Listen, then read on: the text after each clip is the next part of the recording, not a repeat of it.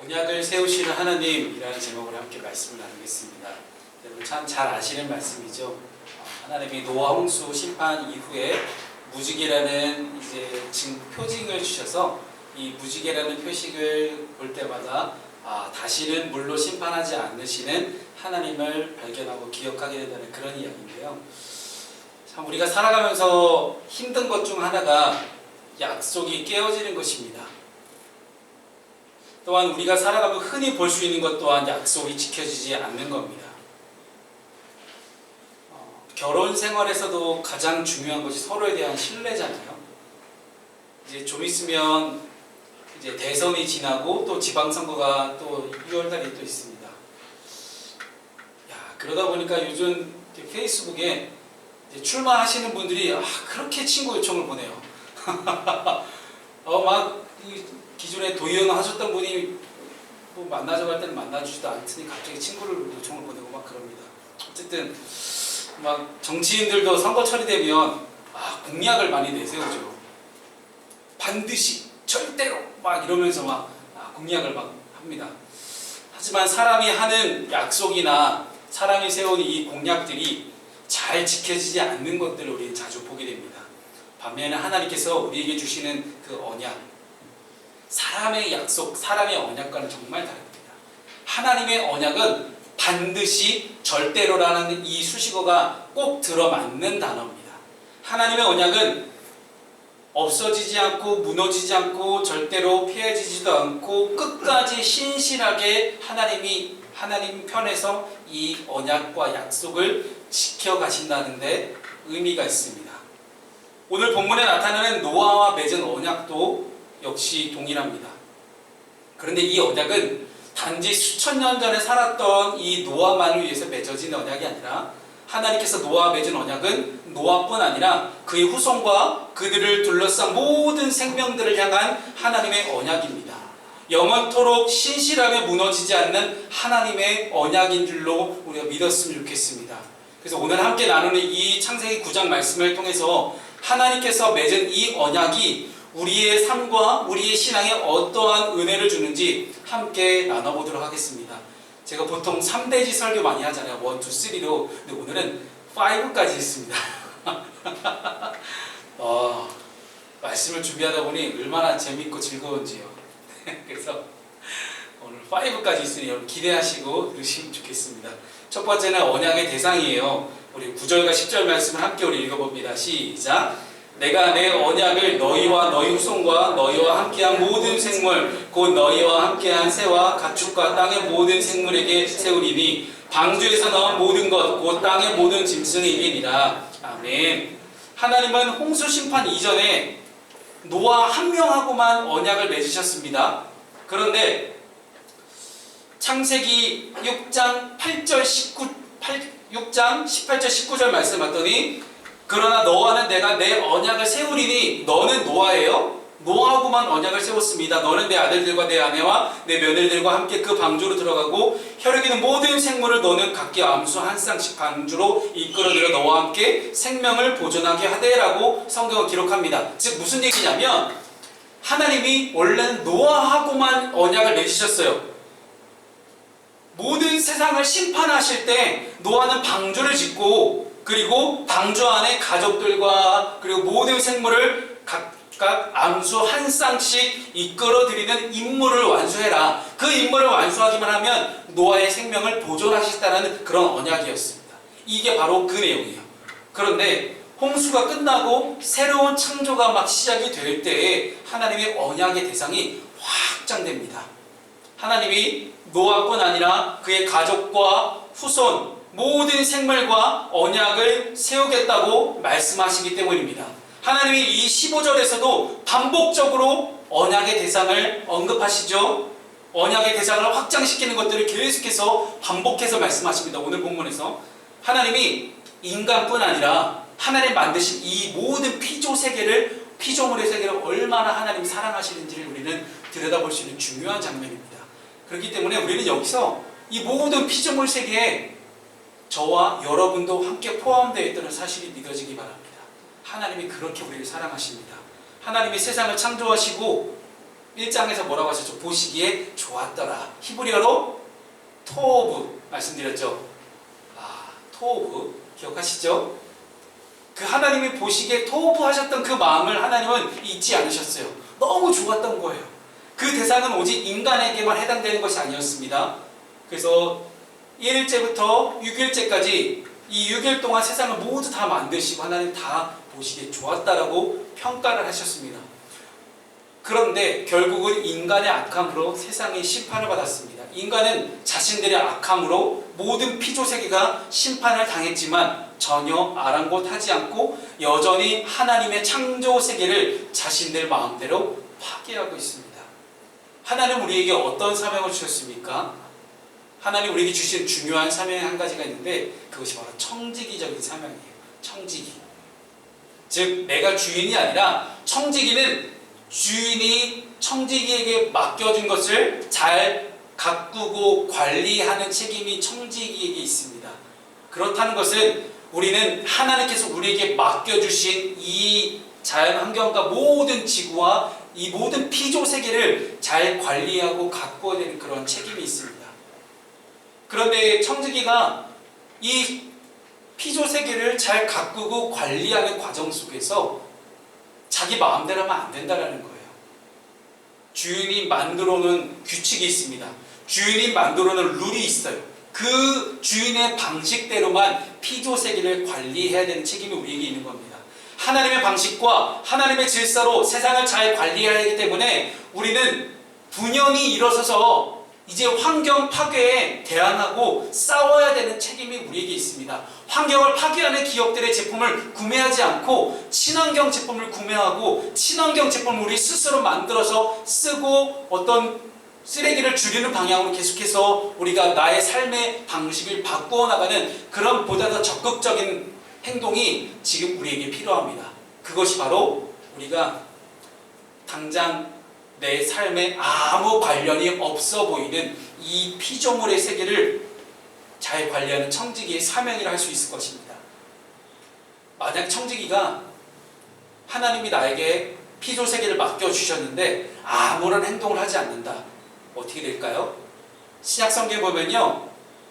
1달란트와 2달란트와 5달란트를 맡겨놓고 잠깐 길을 떠났던 주인의 내용이 나옵니다.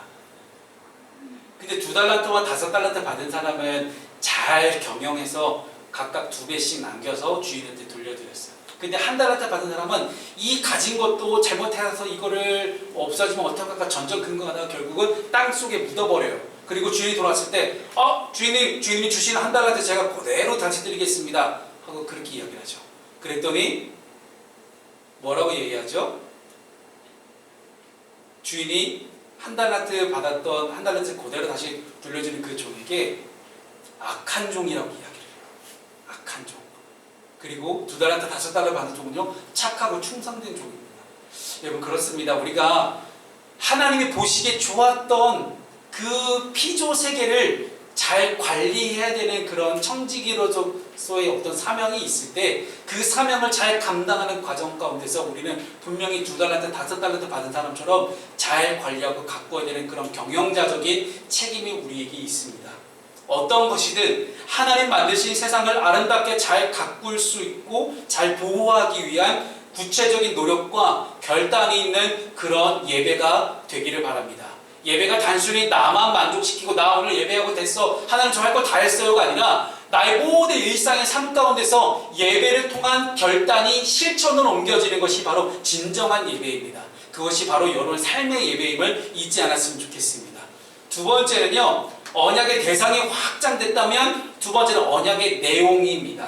오늘 본문의 말씀 11절 말씀을 함께 우리 읽겠습니다. 시작. 내가 너희와 언약을 세우리니 다시는 모든 생물을 홍수로 멸하지 아니할 것이라. 땅을 멸할 홍수가 다시 있지 아니하리라. 아멘. 하나님이 노아와 그의 가족과 그의 후손 모든 생물과 세운 이 언약의 구체적인 내용이 다시는 그들을 홍수로 멸망하지 않겠다라는 말씀입니다. 흥미롭게도 하나님은 이 언약의 직접적인 대상뿐 아니라 땅까지도 멸망하지 않겠다라고 말씀하십니다. 왜냐하면 땅이 멸망하면 그 누구도 살아날 수 없기 때문이죠.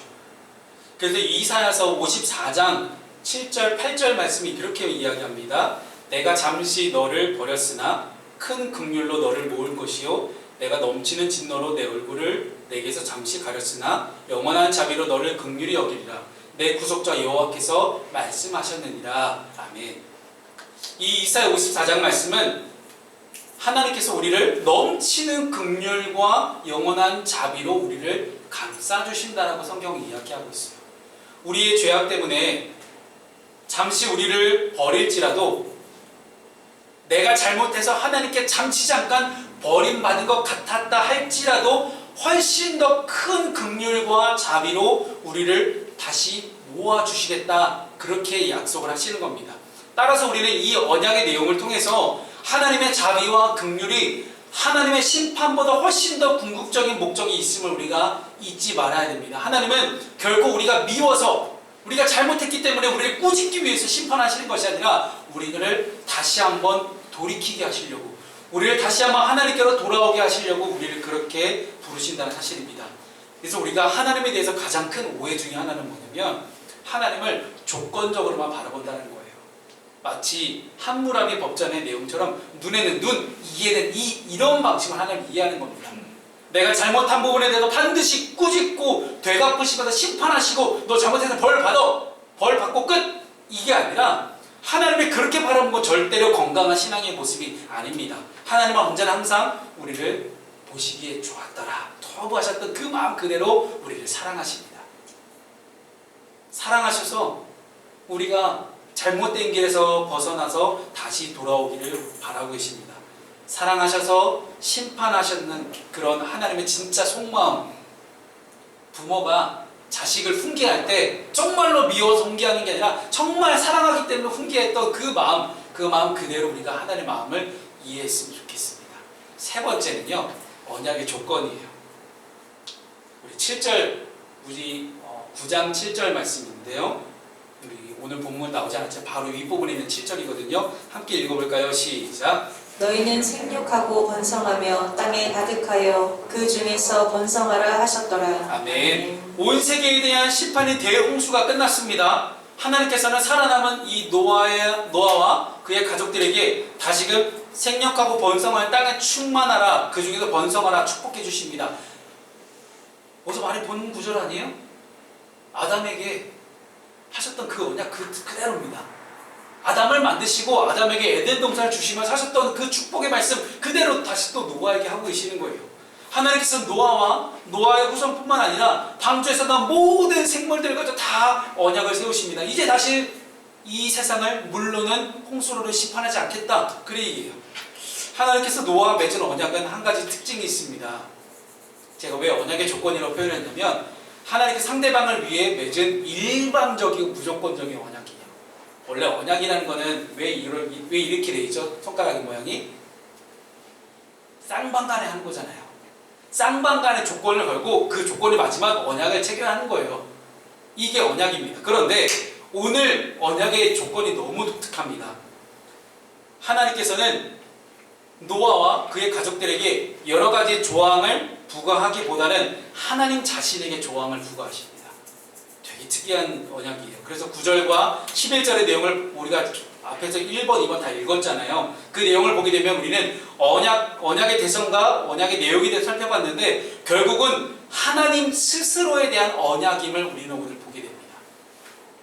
하나님 자신이 솔선수범하셔가지고 아무 조건 없이 언약을 일단 맺으시고 언약을 베푸시고 그대로 실행하시겠다라고 그것들을 우리에게 보여주시는 거예요. 따라서 앞으로 노아의 모습이 이렇든지 저렇든지 노아가 잘못하든지 안 하든지 그것과 상관없이 내가 다시 물론 심판하지 않겠다라고 하나님께서 자기 스스로에게 언약을 맺으신 겁니다.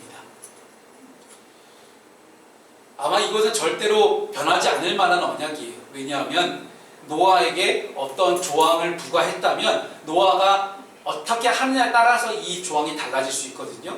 이 언약이 달라질 수 있는데 노아가 어떻게 하든 말든 그것과 상관없이 하나님은 자기 스스로에게 조항을 다시고 이 언약을 맺으셨기 때문에 하나님은 반드시 지킬 것을 스스로에게 약속하시는 겁니다. 사랑하는 여러분, 언제나 항상 하나님은 일하고 계십니다. 인간의 죄악을 해결하기 위해서 그리스도를 보내셨고 유일한 해결 방법인 이 죽음에 대한 부분도 스스로 해결하셨습니다. 그리고 우리를 돕기 위해 지금 성령님을 우리에게 보내셨습니다. 하나님의 계획과 하나님의 섭리, 하나님 편에서 일어나는 그 수많은 일들 가운데 우리는 그저 조건 없이 우리를 그럼에도 불구하고 나를 사랑하시는 하나님을 그냥 조건 없이 바라보기만 하면 되는 것이 이제 우리에게 남아있는 조건이라 할 수 있을 것입니다. 이 언약의 조건 너무 없죠? 할 게 없습니다. 그저 하나님 편에서 이루어지는 모든 일들을 우리는 그저 바라보기만 하면 되는 것입니다. 네 번째는요, 이렇게 하나님께서 언약을 맺으신 다음에 증거를 주십니다. 즉 하나님께서 너는 조항이 필요 없어. 야, 나 혼자 스스로 나에게 조항을 걸고 내가 이거 반드시 지킬게. 하나님 못 믿겠는데요? 이렇게 노아가 얘기한 적도 없어요. 그런데 하나님은 야, 내가 너로 하여금 정말로 확실하게 믿을 수 있도록 증거를 보여줄게. 왜? 인간이 증거 없으면 잘 안 믿는 족속들이거든요.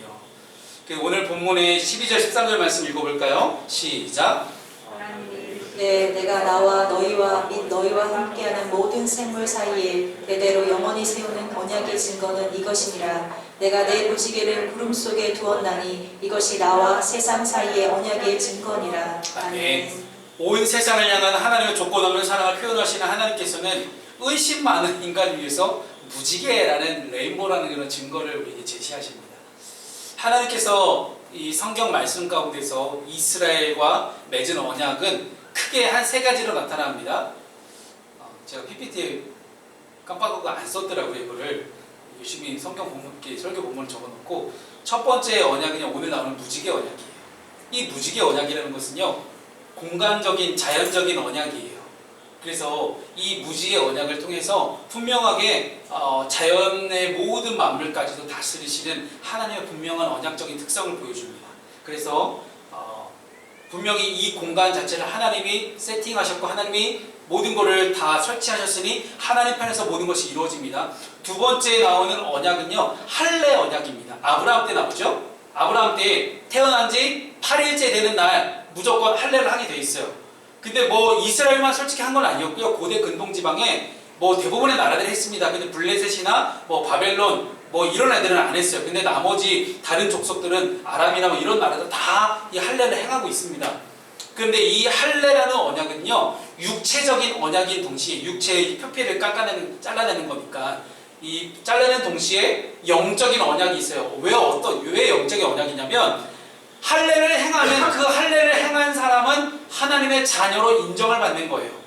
그래서 하나님께서 아브라함에게 너의 자식들 이스마엘과 이삭 둘 다 할례를 행하라고 말씀하십니다. 그러면 너희 남자들, 너희 이스라엘 민족 가운데 나오는 사람들은 다 내가 하나님의 자녀로 인정해줄게. 남자만. 여성 동지들 우리 용서하십시오. 어쩔 수 없습니다. 성경에서 여자는 사람이 아니었습니다. 어떻게 이럴 수가 있습니까? 그래서 이 할례 언약은 굉장히 중요한 의미가 있었어요. 왜냐면 겉으로 확실하게 드러나는 분명한 표징이잖아요. 분명한 언약의 증거이기 때문에 이 할례 언약을 하냐 안 하냐에 따라서 하나님의 자녀가 될 수 있느냐 없느냐가 결정이 됐어요.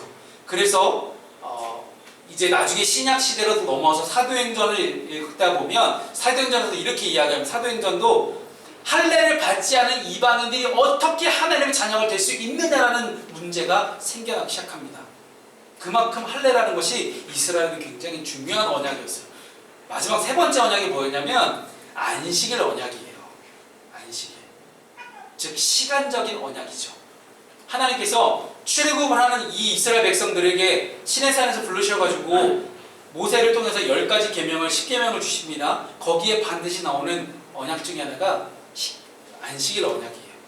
즉 하나님의 시간을 확실하게 구분해라. 이 시간의 주관자, 시간의 주인은 하나님이시다. 즉 이 시간을 하나님이 주관하시니 너희들은 절대로 하나님의 시간을 범하지 말라. 안식일은 주님의 날은 주님의 것이다. 너희들은 온전히 쉬어라. 이 얘기입니다. 이 언약들에 다 하나님의 속성이 담겨져 있죠. 창조의 하나님, 심판 하나님, 구원의 하나님, 거룩하고 구별된 하나님입니다. 그 하나님께서 연약한 인간과 이에 맺으신 언약들은 솔직히 하나님께서는 굳이 언약을 맺을 필요가 없어요. 왜 하나님 뭐가 하신다고 언약을 맺어요? 그런데 그게 아니에요. 창조하시니 보시기에 너무 좋았던 이 세상을 바라보시면서 직접 임무를 부여하실 정도로 인간을 사랑하셔서 하나님 맺으신 언약들입니다. 또한 그 언약을 인간이 알기 쉽도록 무지개라는 증거를 주셨던 것이죠. 오늘 본문에도 하나님은 언약의 증거라는 단어를 반복해서 사용하십니다. 언약의 증거, 언약의 증거. 하나님의 증거를 베푸시는 하나님이심을 드러내고 있어요. 하나님은 그냥 우리에게 말씀하지 않습니다. 그래서 우리가 기도할 때에도 분명하게 증거를 여러분 하나님께 요구하십시오. 뻔뻔하게 요구하셔도 돼요. 괜찮아. 하나님 자녀인데 기도하시면서 하나님 이것이 정말로 하나님의 뜻이 맞다면 제가 알 수 있는 중요한 증거를 표징을 저에게 보여주십시오. 보통 저는 한 3가지 정도를 요구하거든요. 그게 어떤 방식으로 나타날지 몰라요. 근데 하나 정도는 못 믿겠더라고. 하나 정도 가지고는 이게 마음이 잘 안 움직여져요. 그래서 예전부터 저는 항상 한 3가지 정도 이제 하나님이 사인을 주시면 그 사인대로 저 움직입니다. 반드시 하나님 그 일을 이루실 것들을 믿고 움직이면 하나님께서 이루어 가실 것들을 경험하게 됩니다. 왜 기도하고 우리가 표적을 구하냐면 그러지 않으면 자꾸 우리는 인간이 교만해져서 내가 하려고 합니다. 내가 내 뜻대로 내 생각대로 이거 하나님 뜻이야 라는 그런 나만의 어떤 암시를 가지고 하나님의 일을 하게 되는 그런 분들이 너무나 많거든요. 분명한 사인이 있으면 참 좋습니다. 하나님은 성경 안에서도 수많은 성경의 인물들에게 그렇게 사인을 주셨습니다. 오늘의 사인은 뭐였죠? 무지개였습니다. 우리는 언약의 증거인 이 무지개를 볼 때마다 하나님이 베풀어 주시는 은혜를 기억할 수가 있습니다. 마지막 5번째는요, 언약을 기억하는 거예요. 14절 15절 말씀을 함께 읽습니다. 시작. 내가 구름으로 땅을 덮을 때에 무지개가 구름 속에 나타나면 내가 나와 너희와 및 육체를 가진 모든 생물 사이에 내 언약을 기억하리니 다시는 물이 모든 육체를 멸하는 홍수가 되지 아니할지라. 아멘. 하나님은 언약의 증거인 이 무지개를 주시면서 구름 속에 두었다라고 성경은 이야기를 하거든요. 구름 속에 두었다. 무지개는 기본적으로 희망 혹은 기대, 기쁨을 의미합니다. 무지개를 보고 기분 나빠하는 사람이 없죠. 무지개다 하잖아요, 다들. 저만 그런가요? 그러나 먹구름은 참 그렇지 않습니다. 무지개와 달리 먹구름이라는 이런 이미지는요, 보는 사람을 침울하게 하고 기운이 처지게 하고 낙심하게 만드는 것이 이 먹구름이에요. 인생을 살다 보니 무지개보다 먹구름이 닥쳐오는 경우가 더 많은 것 같습니다. 하지만 먹구름은 지나가고 하나님은 구름 속에 무지개를 두셨습니다. 그러므로 반드시 무지개가 구름 속에서 나타날 거예요. 하나님께서는 홍수를 내리셨던 그 먹구름을 이제는 거두어 가시기 전에 먹구름 속에서 무지개를 나타내 주십니다. 노아 홍수 이야기에서 이 하나님의 기억하심이라는 것은 하나님의 기억하심 굉장히 신학적으로 중요한 주제입니다. 8장 1절 우리가 오늘 본문에 앞서 있던 8장 1절에서 하나님이 노아와 방주 안에 짐승들을 기억하셨을 때 그리고 친히 바람을 땅 위에 불게 하셔서 물이 줄어들게 하셨다고 선포하십니다. 그 방주 안에는 모든 생물들을 기억하셨기 때문에 바람이 불어서 이제 물이 다 마르게 하신 거예요. 그렇기 때문에 언약의 대상은 항상 하나님의 기억 속에 자리 잡고 있습니다. 오늘 말씀 속에서도 하나님 무지개를 볼 때마다 이 약속을 기억하겠다라고 말씀하십니다. 그래서 우리의 소망이 여기에 있습니다. 하나님은 우리를 절대 잊지 않으시고 영원히 기억하시는 그런 하나님이십니다. 말씀을 정리합니다. 먹구름이 가득한 인생 속에서 무지개같이 나타난 이 하나님의 은혜를 여러분 경험해 본 적이 있으십니까? 내 삶에 먹구름밖에 없는 줄 알았는데 어느 순간 보니 이게 하나님의 은혜였구나라는 것들을 깨달아 본 적 있으십니까? 무지개를 먹구름 속에 감추어주신 하나님의 질서 속에 인생의 진리가 담겨져 있는 것 같습니다. 인생의 먹구름이 가득한 것처럼 보여도 하나님은 그 안에 무지개를 주시고 우리의 인생을 인도하십니다. 하나님과 언약을 맺은 우리는 이제 하나님의 언약을 믿을 수 있어야 됩니다. 언약을 믿으십시오. 아브라함을 비롯해서 많은 믿음의 선배들도 이 하나님의 언약을 믿고 하나님의 약속을 믿고 갈 바를 알지 못하고 나아갔던 그 신앙의 길로 걸어갔습니다. 바라기는 우리에게 먼저 다가오신 하나님의 사랑과 하나님의 마음을 닮아가기를 소망합니다. 하나님께서 연약한 인간에게 무지개로 마음을 표현하셨듯이 우리 또한 한 주간 가정에서 그리고 회사에서 그리고 삶의 모든 영역에서 연약하고 복음을 모르는 이들에게 사랑을 표현할 수 있기를 주님의 이름으로 축복합니다.